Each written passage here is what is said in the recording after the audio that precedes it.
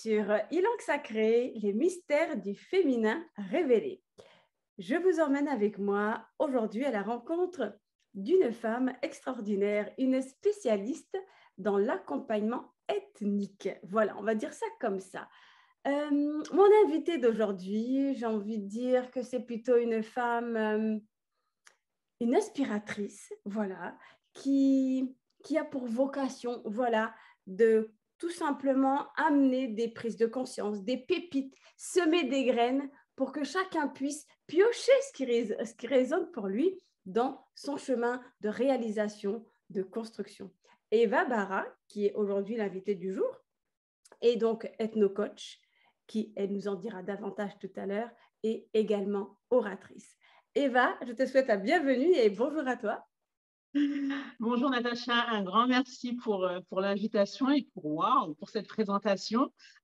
Merci beaucoup. Et encore cette présentation, je pense que je n'ai même pas atteint les 90%. Là, j'ai été que sur les 40% de ta présentation parce que l'honneur te reviendra, Eva, de nous découvrir, de nous emmener dans ton univers, de comprendre qui tu es. Et c'est moi qui suis honorée, Eva, de te recevoir au travers de ce en quoi tu œuvres, ce en quoi tu contribues. Et c'est vraiment un grand honneur pour nous justement de t'entendre, d'avoir ce moment intime ici avec toi pour ces 30 minutes voilà, que nous avons.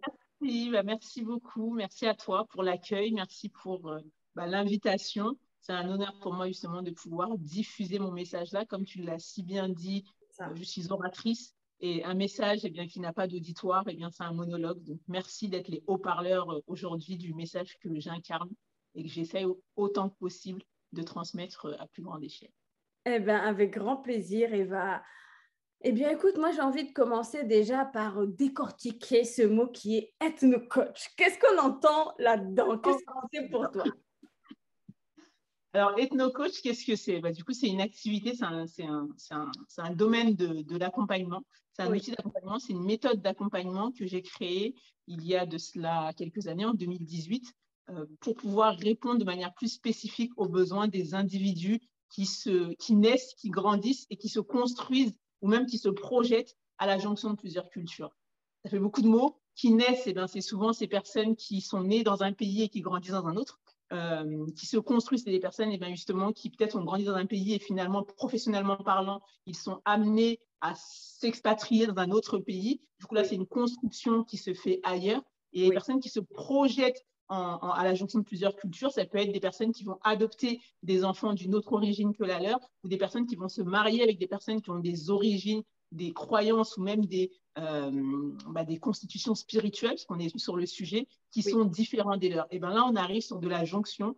Et mon rôle en tant qu'ethno-coach, et c'est là où j'ai trouvé la nécessité de créer ce département, parce que c'est vraiment de ça dont il s'agit, c'est d'aller écouter chacune de ces cultures et de les pacifier, parce qu'on voit le choc des cultures à l'extérieur quand il y a des ethnies qui se fritent, mais il faut se dire que ces conflits-là existent à l'intérieur de tous les individus qui composent avec cette double culture, qui composent avec des doubles cultures. Mon rôle, justement, c'est de les amener à conscientiser déjà qu'ils sont des êtres multiples et ensuite, d'aller écouter la meilleure partie et de conserver la meilleure partie de chacune de ces cultures et d'amener à passer du choc des cultures à la fusion d'une meilleure de chacune de leurs cultures. D'accord, très bien. Et en pratique, alors, est-ce que tu as un cas concret, par exemple, de justement de réunification entre deux ethnies? Quelque chose qui t'a marqué?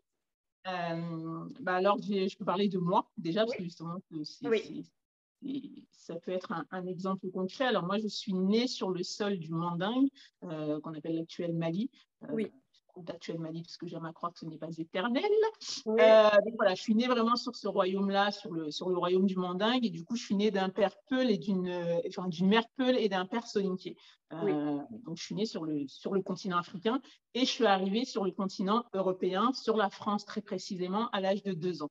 Eh bien, ces parents qui sont arrivés d'ailleurs, ils ont autant que possible, s'il y en a qui connaissent Soninké, ils transmettent leur culture presque à 100%, peu importe où ils sont dans le monde. Ils ont fait de leur mieux pour me transmettre la totalité de leur culture. Et encore une fois, là, il y avait déjà un couple mixte. Exact. Quand bien même, souvent, quand on parle de métissage, on voit des différenciations en termes de couleur de peau. Eh bien, le métissage, c'est dès lors qu'il y a deux cultures différentes. Ne serait-ce que l'union de mon père et de ma mère, une Peul et un Soninké, c'est Oui, déjà un métissage. C'est c'est déjà vrai. deux cultures. Donc, eux, ils Et ont déjà dû se mettre d'accord sur oui, qu'est-ce qu'ils vont transmettre, qu'est-ce qu'ils vont freiner. oui, La culture de mon père, la culture Soninké a été celle qu'ils ont choisi de nous transmettre en priorité, en tout cas en plus grande quantité, si on prend un pourcentage. Eh bien, OK, ils ont essayé de transmettre un maximum de cette culture-là ici en France. oui, J'avais déjà en moi, dans mes gènes, eh bien, cette ethnicité Peul et cette ethnicité Soninké. oui, J'étais à nouveau confrontée à une troisième culture à l'extérieur qui était la culture française. exactement. Et dans bien des situations, Oui, ils ne sont pas d'accord. oui, Ils ne sont pas d'accord. Donc, l'enfant que j'étais a passé énormément de temps à essayer de faire plaisir à tout le monde, à essayer exact, de correspondre aux attentes de tout le monde. exact. Et au final, eh bien, la petite fille, la jeune femme, la femme, pendant très longtemps, eh bien, c'est perdu. En effet, elle a réussi à trouver le code Oui, pour être acceptée de tous. Et oui, par contre, le prix à payer, ça a été qu'elle s'est perdue elle-même. Donc, à un moment donné, je me suis perdue moi-même. oui, Je me suis perdue parce que justement, à force de m'adapter, de me suradapter, je ne savais plus qui j'étais. oui, Donc, voilà l'exemple concret que j'ai, c'est justement de ce qui peut se passer quand on ignore justement la force de notre double culture et que finalement, on devient des êtres qui s'adaptent, qui se suradaptent et parfois qui en oublient d'exister pour eux-mêmes et par eux-mêmes et de se dire que, en effet, mes parents sont de telle origine, mais moi, j'ai grandi ici et j'aime bien ce truc-là dans leur culture, en fait. J'ai le droit ou pas? Du coup, je vis ici, mais j'aime bien ce truc de la culture de mes parents. J'ai le droit de l'emmener avec moi ou pas? ouais, C'est un conflit de loyauté. C'est un oui, conflit de loyauté qui peut durer très longtemps. carrément. J'aime beaucoup ce que tu partages et merci Eva pour ça parce que c'est vrai que quand on pense métissage, on va penser plutôt le métissage au niveau de la couleur de la peau.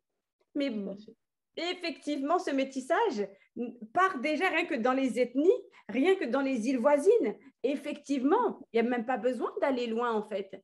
Et merci vraiment d'amener ça en lumière comme ça parce que ça permet aussi tout de suite de waouh, effectivement, ce métissage-là n'a pas besoin d'être visible au niveau de la couleur de la peau. Il est déjà visible rien que dans les ethnies, rien que dans voilà, les pays voisins entre eux. Et là où j'ai envie de rebondir et je trouve encore très intéressant, comment cette fille qui s'est perdue a-t-elle pu se retrouver? Comment s'est-elle construite pour pleinement prendre sa place et devenir une ethno-coach? Alors, on va dire qu'elle a dû se détruire avant de se construire. Elle s'est construite, on va dire, l'interrupteur, ça a été la destruction. Dans nos différents chemins, on a des voyants, on a des signaux qui nous disent que là, attention, tu n'es pas en train de t'écouter. Attention, je ne suis pas née que pour ça, je ne suis pas née que pour correspondre à ce que tes employeurs demandent de toi, tu n'es pas née que pour correspondre à ce que tes parents attendent de toi, tu n'es pas née que pour correspondre à l'extérieur, en fait. Il y a quelque chose à l'intérieur de toi qui gronde et Ouais, tu ne l'écoutes pas. Moi, en tout cas, j'étais de celle-là, en tout cas, je ouais, n'écoutais pas. Et ouais, donc, ça gronde de plus en plus fort, t'écoutes pas, parce que justement, tu as mis tellement de temps, tellement d'efforts à construire cette stabilité ouais. extérieure, hein, L'adaptation? exactement, du coup, à cocher les cases, en fait, les cases de la représentation du bonheur dans la conscience collective, dans le pays dans lequel tu vis, dans la définition de tes parents. Oui, Bon, ça correspond juste pas à la tienne pour l'instant, mais voilà, tu as tout coché. c'est Eh ça. bien, quand on te demande, en fait, oui, mais il manque quelque chose. Non, non, vas-y. J'ai mis du temps à créer ça, j'ai pas envie de recommencer, en fait. Tellement ça, ouais. J'ai pas envie de recommencer. Eh bien, au bout d'un moment, la vie, moi, je parle de la vie, parce que justement, Oui, j'accompagne des personnes de toute confession. Eh bien, oui. la vie n'a d'autre choix que de te tacler, en fait, Ah, c'est clair. que Oui, de t'arrêter, que de t'immobiliser. Mais moi, oui, c'est ce qui s'est passé. C'est que du coup, eh bien, à l'aube de mes 30 ans, oui.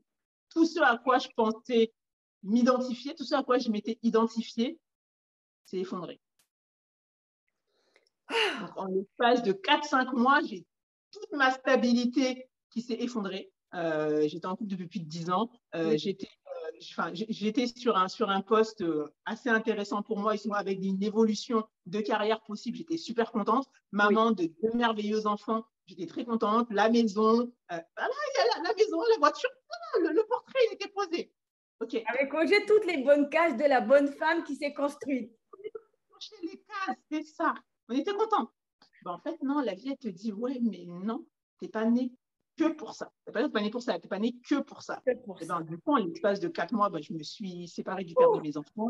On m'a appris que mes enfants étaient singuliers, qu'ils avaient des besoins singuliers en termes de santé, en termes d'accompagnement, en termes de scolarité. Mon fils n'était plus du tout accepté à l'école. Oui. Du coup, mon boulot, j'ai dû tout arrêter.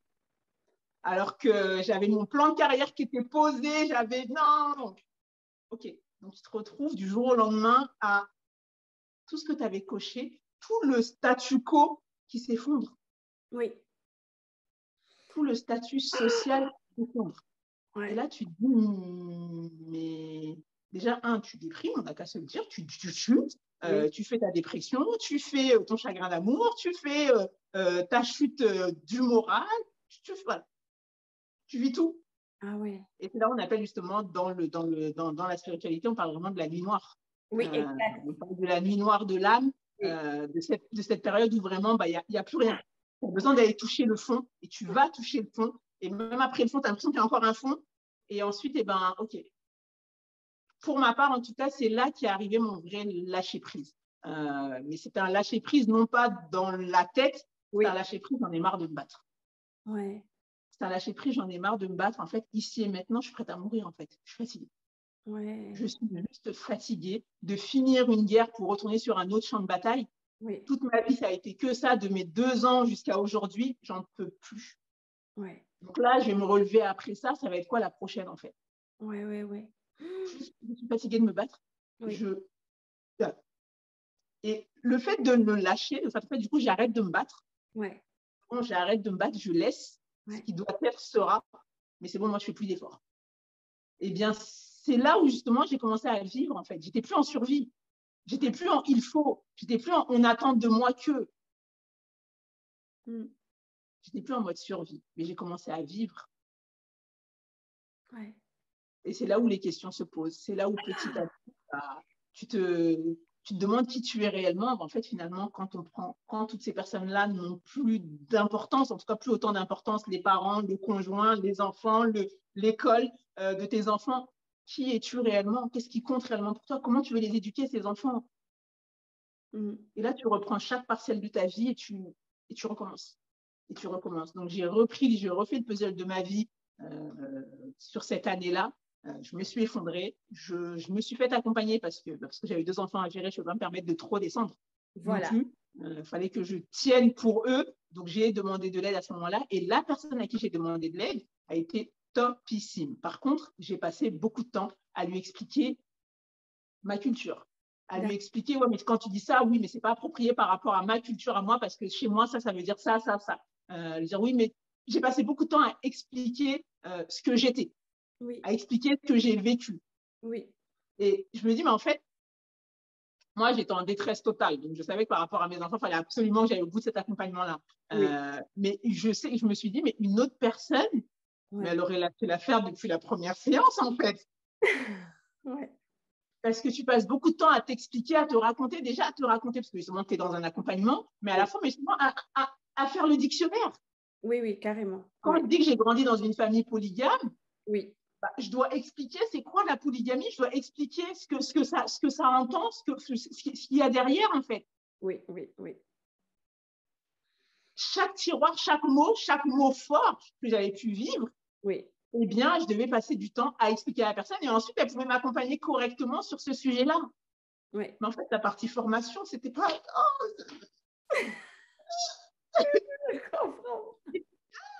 Voilà, tout cas, je me suis vraiment rendu compte qu'il y avait un fossé. Qu'il y avait un fossé et pourtant, j'avais choisi la meilleure personne pour m'accompagner dans cette épreuve-là et la personne a vraiment été topissime. Par contre, oui, je suis ressortie de là en me disant, ouais, par contre, j'ai beaucoup fait de la formation. Ah, c'était quoi mon ethnie, c'était quoi ma culture, c'est quoi la religion de mes parents. Toute cette partie-là, j'aurais pu en faire l'économie. J'aurais préféré en faire l'économie également parce que j'étais dans le bac, en fait.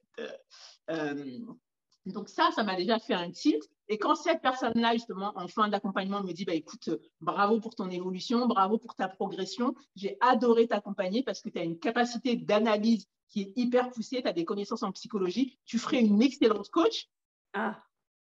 Qu'est-ce qu'elle me dit? Là, la personne, elle a semé une graine.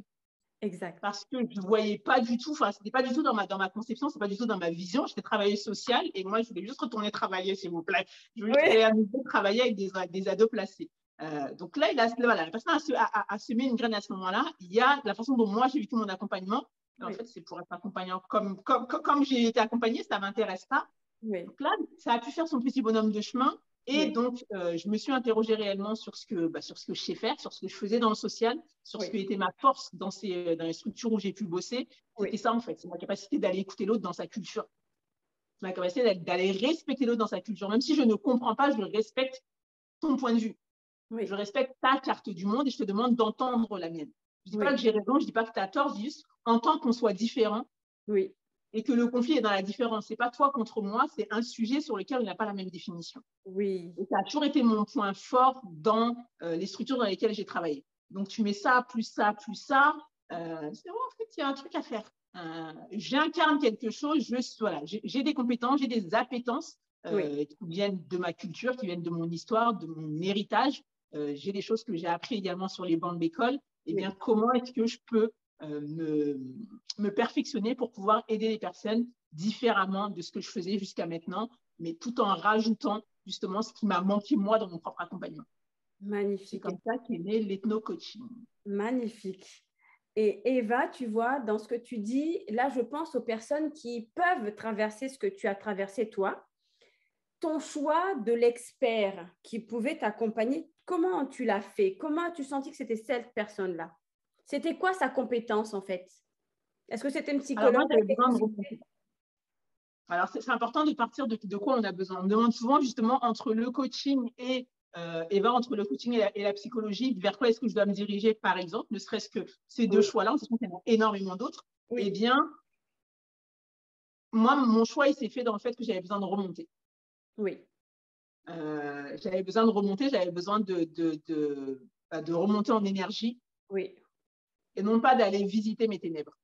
oui, exact. Même si finalement, Oui, pour avancer par la suite, il est nécessaire d'y revenir. exact. Mais c'est important de savoir dans quelle énergie on est aujourd'hui. Donc, la personne qui demande toi de se faire accompagner, c'est dans quelle énergie est-ce que tu es aujourd'hui? Oui, Est-ce que justement, dans une énergie où finalement, tu as passé les épreuves, tu as après l'épreuve et tu as envie de comprendre?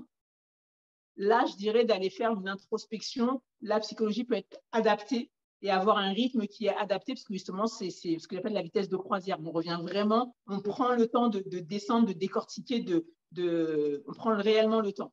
ok. Si finalement, eh bien, tu es encore dans le dur Oui, et tu es encore dans ton épreuve, tu as ouais, besoin de monter en énergie. d'accord. Tu as besoin d'aller chercher l'énergie pour te sortir de là Oui, avant de regarder, en fait. oui, Donc, dans ces moments-là, je préconise davantage du coaching. d'accord. Donc, toi, ça a été le choix d'une coach. C'est ça. Moi, du coup, j'ai choisi, D'accord. moi, exactement, je me suis dirigée vers le coaching parce que j'étais dans le rouge Oui, et j'avais besoin de remonter rapidement pour pouvoir prendre des décisions me concernant mes enfants, etc. très bien. Et tout ça, ça t'a pris combien de temps, Eva, pour enfin sortir la tête hors de l'eau, en fait? J'ai envie de dire, je dirais pas que j'y suis encore, mais je dirais que c'est un chemin et c'est important de le poser. C'est important de le poser parce que les gens souvent demandent quand est-ce que j'aurai fini. Mais en fait, tu as fini quand tu es mort. Oui, c'est juste, c'est très, très juste.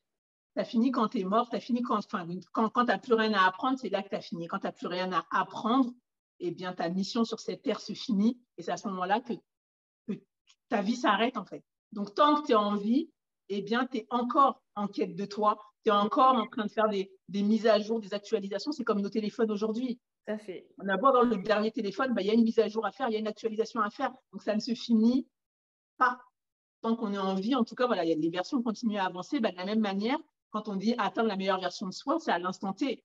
Mais Oui, demain, la meilleure version de toi, du coup, va peut-être te demander de te mettre à nouveau en chemin pour l'atteindre, c'est ça. pour y connecter exactement. Et ce que tu as pensé hier, et sens-toi libre de ne plus le penser demain parce que tu n'es plus la même personne. Donc, Oui, moi, je te dirais que le chemin, j'y suis encore. Et je le dis beaucoup dans ma communication. Je parle beaucoup de grandir ensemble. Comme même mes clients font appel à mes services, eh bien, je le nomme et c'est important de le poser. Je les remercie parce que finalement, en les accompagnant, je vais grandir à leur contact. oui. parce que je suis encore à l'école et on est tous encore à l'école de la vie. Exactement. Donc, je dirais que le dur, oui, le dur, Voilà, il m'a le fallu dur, une c'est ça. année, 18 mois pour en sortir réellement, Oui, pour remettre de l'ordre dans ma vie, parce que oui, justement, voilà, il fallait m'organiser par rapport à mes enfants, il fallait faire le nécessaire pour le diagnostic, parce que mon fils a été diagnostiqué autiste, oui, pour que les choses soient posées, pour que les choses se mettent en place. Il m'a fallu plus d'un an et demi pour que tout soit, mon quotidien soit à nouveau stable. oui. Maintenant, je dis jusqu'à aujourd'hui, il y a des ajustements, il y a des réajustements en permanence parce qu'eux, ils grandissent, parce que moi, j'évolue, parce que mon activité évolue, etc., etc. Eh bien, justement, Eva, parlons-en concrètement de ton activité, tous ces champs dans lesquels tu interviens. Comment ça se passe? Qu'est-ce que tu proposes en fait? Comment tu fonctionnes avec les personnes que tu reçois ou les groupes que tu reçois? Alors, comment est-ce que je fonctionne? On va dire que je suis foncièrement, je pars de là, je pars du fait que je suis, que j'existe, que, et que c'est suffisant. Qu'est-ce que j'entends par là? C'est que je suis celle que je suis avec l'histoire que j'ai, avec l'héritage que j'ai.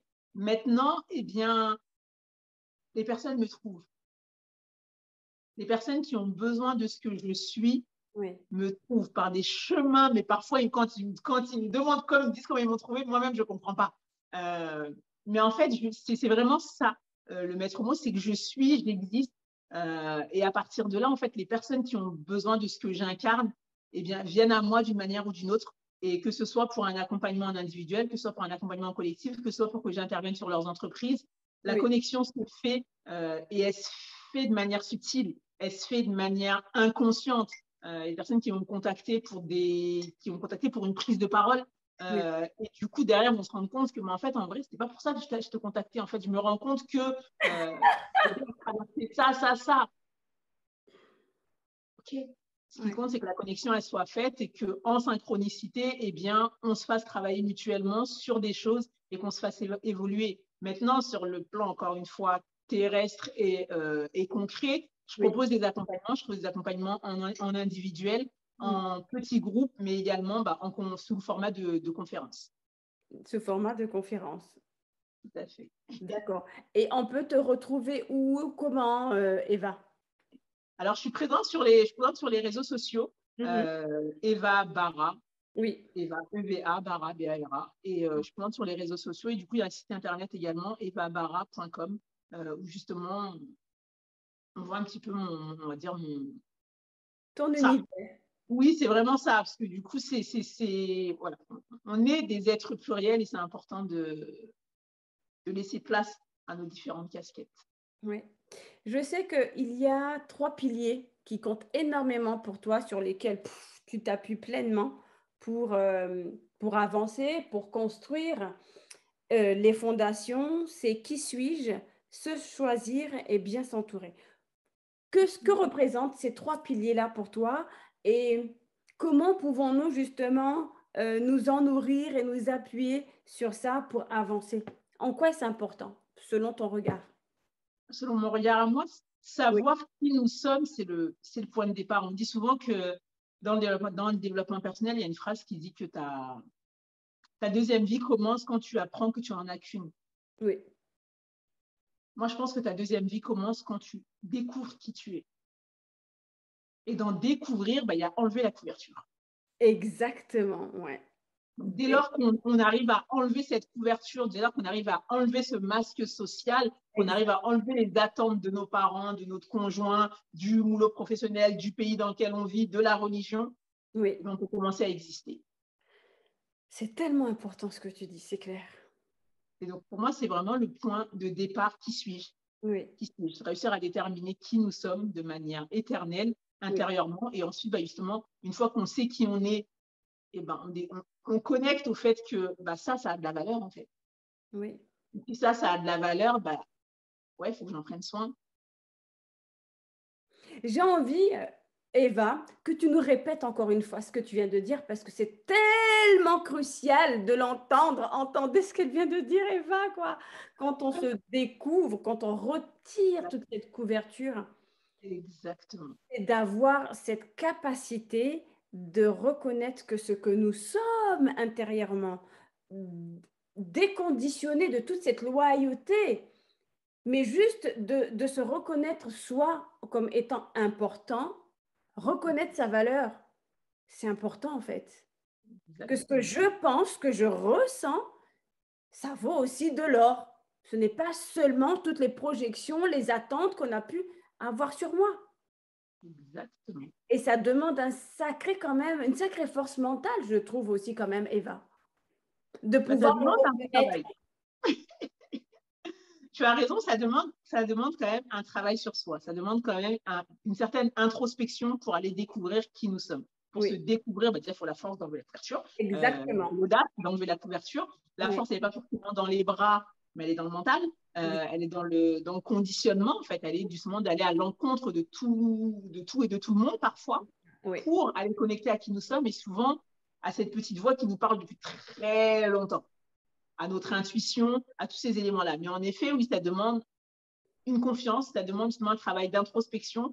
Moi, je dis, tout le monde n'a pas forcément besoin d'avoir une personne qui les accompagne. Encore une fois, c'est aussi un truc qui me tient à cœur ah, de nommer. Tout le oui, monde n'a pas besoin d'être accompagné. d'accord, Il y a des personnes qui traversent ce qu'on appelle la nuit noire de l'âme et oui, qui la traversent tout seules.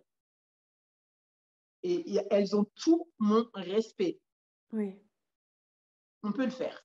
oui, On peut le faire, tout comme on peut justement avoir vécu des moments pas évidents dans sa vie et se construire et les dépasser seul.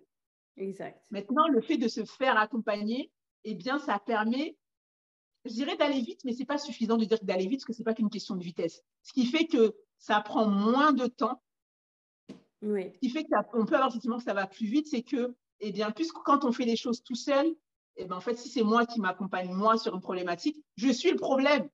oui, Donc, finalement, eh bien, mon système de croyance oui, va m'auto-saboter. exactement. Il va me mettre des bâtons dans les roues parce qu'il a peur, parce que c'est l'inconnu. Donc, Oui, moi, je demande à moi-même d'aller dans l'inconnu, mais ça prend du temps. oui, Ça se fait. C'est important de le dire, ça se fait. Certaines oui, personnes y parviennent avec le temps. oui, Maintenant, quand on se fait accompagner, eh bien, le fait c'est cette voie-là qui va s'activer, mais la personne à côté de nous, comme je dis, voilà, à côté de nous, à distance, mais en tout cas, la personne qui nous accompagne, eh bien, est là pour calmer ses peurs, est là pour les identifier, pour les contourner. Donc, oui, quand bien même ça peut être dur, c'est comme soigner une plaie soi-même. oui. Quand on y va tout seul, eh ben, en fait, on sait que ça va piquer. Donc, si on C'est pique ça. une plaie, OK. Eh bien, quand c'est une infirmière, eh bien, OK, on sait qu'elle va nous piquer, mais en fait, elle va continuer, même si on sursaute, elle va continuer Exactement. dans notre intérêt, avec bienveillance et avec Oui, douceur. Pour moi, c'est c'est l'image même de l'accompagnant. exact. Quelle que soit la casquette, c'est une personne qui va justement nous aider à cheminer là-dessus pour qu'on puisse arriver à notre objectif sans pouvoir s'auto-saboter, sans pouvoir s'auto-flageller, etc., etc. Exactement. Le qui suis-je est très clair. OK. Première étape. Une Voilà. fois que ça s'est posé, c'est la base. Après, justement, une fois qu'on arrive une fois qu'on l'a identifié, Oui, eh bien ça, du coup, maintenant qu'on sait la valeur que ça exact. passe avant tout et tout le monde. Ouais, Ça passe avant tout et tout le monde. oui, Et quand ça passe avant tout et tout le monde, on dit, ouais, mais c'est-à-dire quand tu ouvres les yeux, là, sur une journée, si ta journée, elle fait 24 heures, que tu as 24 graines de sable dans ton sablier, les premières graines sont pour toi. ouais. Tu les mets où? Tu les mets quand? Le premier temps que tu prends, c'est pour toi. Ouais, La meilleure partie de la journée que tu prends, c'est pour toi. Le meilleur gâteau, c'est pour toi. Tu t'autorises. Ouais, mais mes enfants, tu t'autorises à te prioriser. Tu vas leur apprendre à se prioriser. oui, La meilleure façon d'éduquer un enfant, c'est par l'exemplarité. oui, Donc, incarne le fait que tu es important, ton enfant se sentira important. oui. Donc, ça, c'est la deuxième étape. C'est vraiment réussir à se prioriser, à faire de soi sa De priorité. En choisir, effet, honorer. yes, Oui. tout à fait. Et là encore, oui, comme tu le devines, c'est pas forcément évident parce qu'il y a les carcans, il y a les croyances, il y a tout ce qu'on dit autour de Exactement. l'égoïsme, autour de l'égocentrisme, autour de ouais, C'est clair, c'est lourd, hein? la conscience collective, elle est lourde sur ces sujets-là, mais plus Oui, on va réussir à y connecter, plus on va être authentique dans ce qu'on est, dans ce qu'on renvoie. oui, Et là, exactement. on arrive sur la troisième partie, justement, dans ce qu'on renvoie, on le renvoie à qui? À notre entourage. Oui, Et cet entourage-là l'accepte ou ne l'accepte pas. Et de la même manière, cet entourage-là, on l'accepte ou on ne l'accepte pas. C'est ça. Donc, il s'agit de savoir qui il y a autour de nous, qui nous entoure, Ouais. qui nous entoure, à qui est-ce qu'on donne. Pareil, après, ça donner nos premiers grains de sable, du sablier, eh bien, avec qui est-ce qu'on partage les autres. Ouais. Là, on arrive justement sur l'importance de savoir s'entourer, parce que selon les personnes qui nous entourent, eh bien, justement, soit on va augmenter notre taux vibratoire, soit on va le rabaisser. Exactement. Et on peut volontairement, en conscience, aller descendre en vibration. Il faut en être conscient. Il faut être conscient que quand je suis dans tel environnement, avec telle personne, je descends. Oui. Je descends en vibration, je suis en vibration basse, mais je le sais. Et je sais pourquoi j'y vais. Et par contre, quand c'est complètement inconscient, on ne comprend pas en fait. J'étais en pleine forme, j'étais en pleine forme, on a discuté 1 heure, je suis vidée. Il s'est passé quoi? C'est ça. Ouais. Il faut s'interroger sur son entourage, qui nous recharge, qui nous vide, qui est-ce qu'on recharge, qui est-ce qu'on vide. Exactement. Et là, on arrive vraiment sur cet aspect-là où voilà, il y a l'entourage, mais il y a également tout ce qui se joue dans le subtil et dans l'invisible, qui a son importance et qui, du coup, fait qu'on fait partie d'un système circulaire. Exactement. Un système circulaire, c'est tellement important, ouais, de le conscientiser. Eva, on arrive bientôt vers la fin de notre échange. Mais avant que tu nous quittes, quel message as-tu envie de diffuser, autant pour les femmes, autant pour les hommes? Voilà, qu'est-ce qui te tient à cœur aujourd'hui de transmettre? Je dirais l'importance de la compassion, la nécessité même de la compassion. On parle beaucoup c'est un terme qui est aussi de plus en plus galvaudé, la bienveillance, Oui. L'amour inconditionnel. Moi, je parle davantage de compassion. Et je dirais que on est souvent capable d'être compatissant envers les autres. Moi, j'invite à être compatissant envers soi-même. J'invite chacun à regarder son histoire, à prendre le temps de temps en temps de... Là, on arrive en fin d'année, si on suit le calendrier grégorien, chacun est libre de suivre le sien. Pour ma part, je suis sur un calendrier lunaire et bon, ma nouvelle an, c'est en avril. Mon nouvel an, c'est en avril. Mais on arrive à la fin du calendrier grégorien, et bien, ça pourrait être le moment de s'arrêter, de regarder dans son rétroviseur et de se dire, mais en fait, j'en suis là aujourd'hui. OK, mais en fait, waouh, aujourd'hui, je suis dans le dur. Aujourd'hui, justement, bon, j'aurais voulu ça, je ne l'ai pas eu. J'avais écrit ça dans ma liste de tout ce que je voulais, mes résolutions de 2020-2021. Je ne l'ai pas réalisé. OK. Oui, oui. On peut juste être compatissant à soi-même en disant, bah, écoute, c'est vrai que ça, je l'avais écrit. Je ne l'ai pas réalisé, mais en vrai, quand je regarde dans mon rétro, j'ai fait tout ça, moi. Oui, c'est clair. Ouais. Et oui. Ça, j'ai géré tout seul. Ça, finalement, j'ai osé demander de l'aide et tout. Ça, finalement, du coup, j'ai eu l'audace de dire non. J'ai osé prendre position. J'ai fait ça, j'ai fait ça. Faisons la liste de nos réussites. Oui. Plutôt que de poser nos intentions, oui, plutôt que de poser nos résolutions année après année, est-ce qu'on peut, cette année, ceux qui voient cette vidéo, est-ce que vous pouvez vous poser, vous dire, OK, et si je faisais la liste des 10 réussites que j'ai eues cette année? Ouais. Quelles sont les 10 choses dont je suis fière cette année? Et qu'on s'envoie de la compassion envers soi-même. Et non de la compassion envers nous-mêmes, parce qu'on peut être souvent exigeant envers nous-mêmes quand on est sur un chemin d'éveil. On veut que ça aille vite. Oui. On veut que ça aille vite. On regarde plein de trucs, on lit plein de trucs. Mais pourquoi moi? Pourquoi ça avance pas? Pourquoi ça avance pas? Pourquoi ça avance pas? En fait, tu avances sur tellement d'autres points. Et quand ce sera l'heure pour toi, les choses vont se déverrouiller pour la suite. Mais pour l'instant, mon message serait voilà, à tout un chacun de pouvoir connecter à la compassion, à la compassion envers soi-même. Envers soi-même. Oh, magnifique, Eva, mais tellement merci. Ah, Eva, merci beaucoup pour ton partage, pour tes transmissions. Ah, je suis admirative vraiment de ce en quoi tu œuvres, de ton parcours, de ce que tu nous as transmis.